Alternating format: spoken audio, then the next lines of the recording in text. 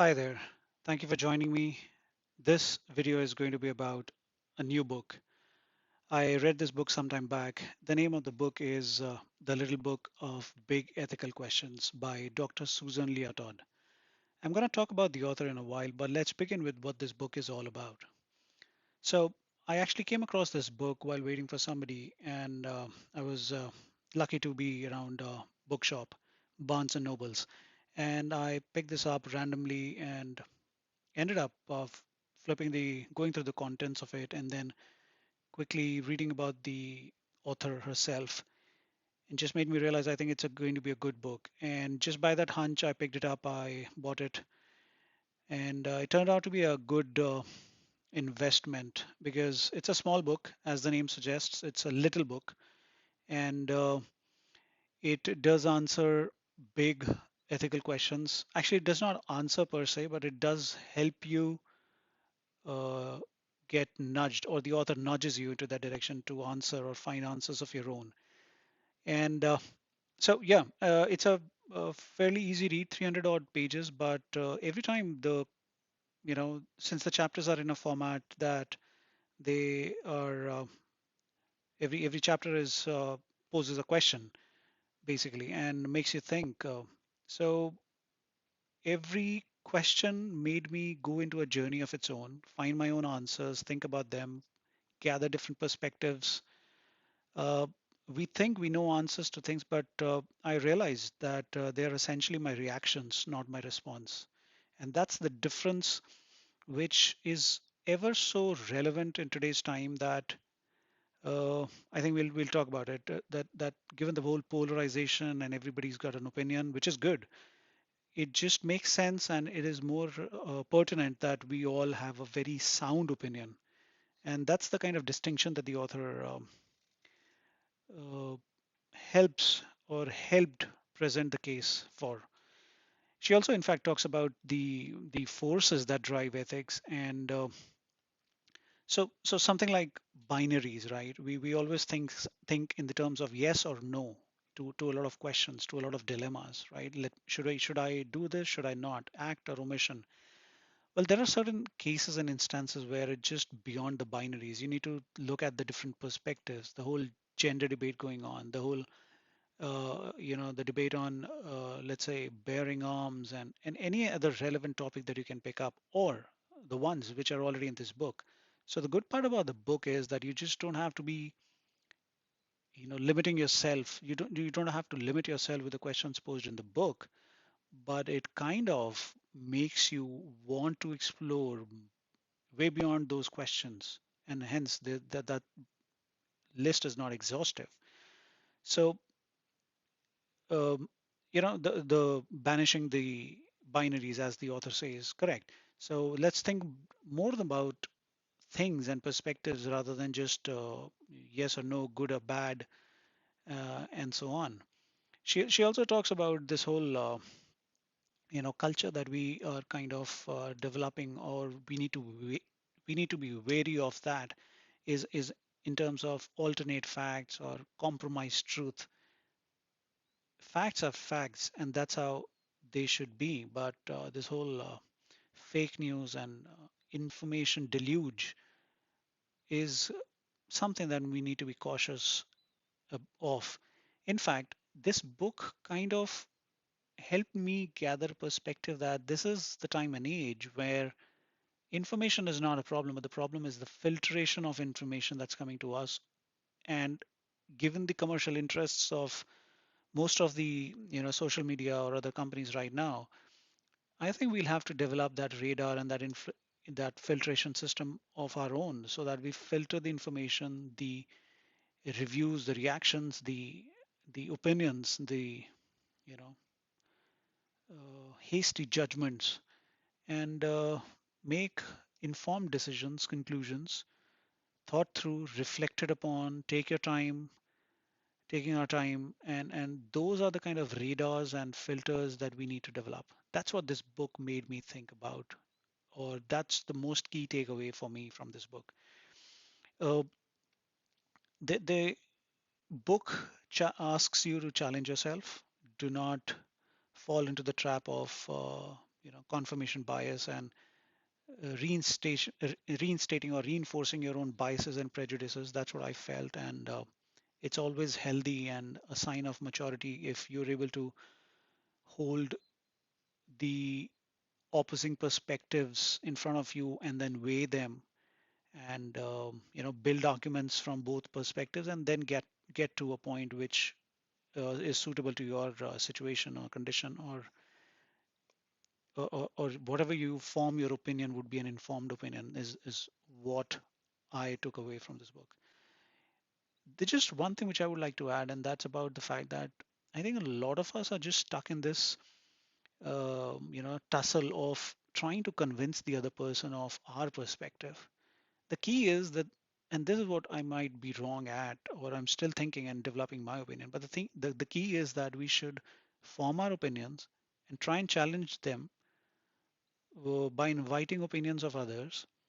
But while we are trying to convince each other, there should be at no point in time the we should not reach at a point where we are not able to agree to disagree.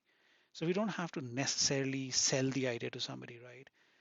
Well, somebody is a buyer and they can see the opinions and perspectives we are sharing, well and good. But if not, then it's I think there's where you leave the conversation and let it thrive, settle, uh, let the person come up, reflect upon and come back again, and then engage in those discussions again. And those are the things that I actually took away from this book. Obviously, there's a lot of questions that the author has been able to list in the book. So, uh, which is a good amount of engagement that you can have with this book. And some of the questions are on the lines of should you call the cops on a friend who's about to commit a crime and they're not listening to you or getting violent or aggressive? Should you or should somebody be convicted of stealing food during a food crisis? Should there be abortion, or I'm not sure if abortion was part of this book, but should there be you know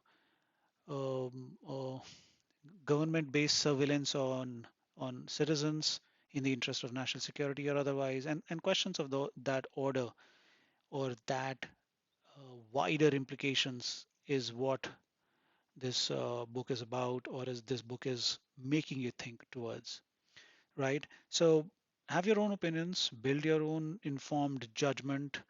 Uh, we're lucky to be living in time and age where information is not an issue. In fact, we have good access to information in most of the places. Uh, we should learn to have those filters and radars of our own. And that's what my key takeaway would be from this book. And the coming to the author, she is, I think, phenomenal. She's a PhD from London School of Economics, Juris Doctor from Columbian Law, and MA in Chinese Studies, BA, double BA in from Stanford. She also sits on the council and advisory committees on a lot of um, uh, institutions such as London School of Economics, Stanford, Carnegie Endowment, Yale, on AI and ethics committee and all that. And she's also, she also gives courses in Stanford on cutting edge courses on ethics and AI, and which is such a relevant topic in today's date as well. So the book is, I think it got published last year, and there's yet another book of the author by the name author called The Power of Ethics. Yeah, and I think I still haven't read that one, and I'm going to get hold of that book and hopefully come up with my thoughts and opinions on that one. I was able to summarize this book in a few words of my own, a little verbose, but pardon me on that. Hopefully you like it. It's a book about, or a book which makes you think on quotidian quandaries and queasy qualms. Yeah, a bit of a wordplay there. I That's what were the four words which just came up to me that, and I thought, yeah, I actually we have routine dilemmas, quotidian quandaries, and some queasy qualms. We have, we do in the hearts of hearts think certain things about certain things, and then we end up having little queasy. qualms about those things. Well, let me know what you think about that. If I would love to have your opinions and thoughts on this book. Get hold of this book, try and read it, and let me know what you learned out of this book. I would love to form my opinions and my judgments based on what I hear from others, and that's the primary way I learn and educate myself. Uh, if you got a chance to go through my earlier book review or the video that I'd shared, do let me know if you liked it or not. What did you like about it? What can I improve? I'm looking forward to those comments and opinions. And I'm new to this, but I'm going to pick up and I'm going to keep sharing these books, articles, reports, or just on takeaways from all these things. Maybe sometimes series and movies and everything that I can get my hands on. And I make extensive notes. So I thought might as well, you know, learn further by sharing it outwardly with you all and invite more comments and thoughts. So I'm really keenly looking forward to the reviews and the responses from you, so that there can be a more meaningful interaction and a constructive a channel of constructive feedback. I really appreciate if you managed to reach to this point of the video.